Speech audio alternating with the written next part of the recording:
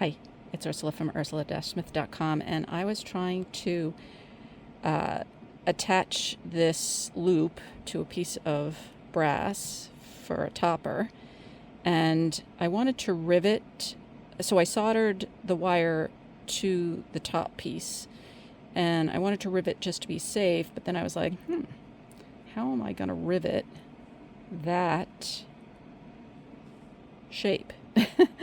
So, Lion Punch Forge to the rescue. I had these Trivety type things from Chris at Lion Punch Forge, and I can't line it up. I can't line it up through the camera. There we go.